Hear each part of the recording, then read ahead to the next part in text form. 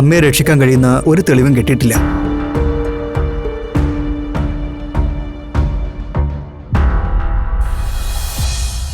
ഈ റിപ്പോർട്ടിൽ അച്യുതൻ മദ്യപിച്ചിരുന്നുവെന്ന് അടിവരയിട്ട് പറയുന്നുണ്ട്.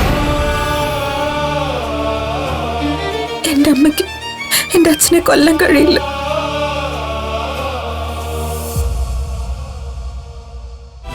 എല്ലാവരും വിശ്വസിക്കുന്നു അമ്മ അത് ചെയ്തിട്ടില്ലെന്ന്. എങ്കിൽ പിന്നെ അതാരാ?